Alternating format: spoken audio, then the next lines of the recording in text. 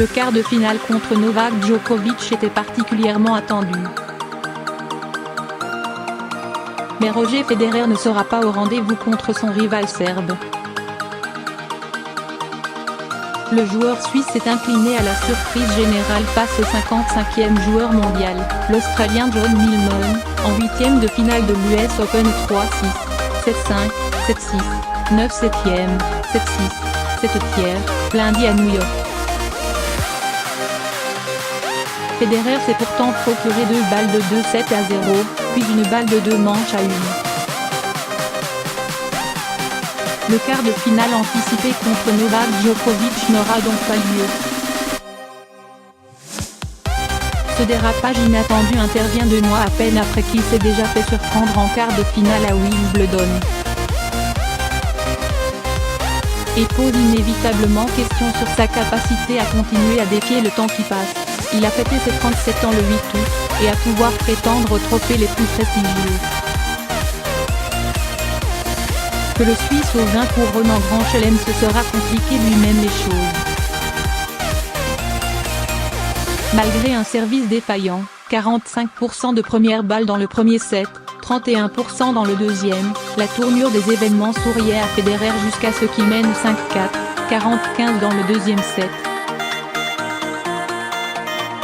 C'est au moment où il était sur le point de mener 2 manches à 0 que les choses ont déraillé. Symbole de ses difficultés du jour au service, c'est sur une double faute qu'il a permis à Millman d'égaliser à 5 partout.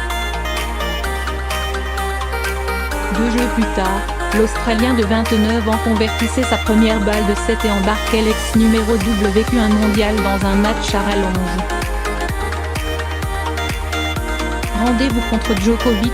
Dans la 3e manche, les 2 joueurs se départageaient au jeu décisif. Là encore, Federer, malgré des fautes directes par dizaines, 77 au total, s'est placé en position favorable, 3-1, puis a obtenu une balle de 7 à 6-5, en 20, avant que Millman ne vire en tête. Le scénario s'est répété une dernière fois dans le 4e set, le Suisse a braqué pour mener 4 jeux à 2, mais il n'a pu empêcher son adversaire de revenir sur ses talons, puis de le dépasser définitivement au tie-break, 7 points à 3. Je ne réalise pas, j'ai tellement de respect pour Roger et tout ce qu'il a fait pour le jeu.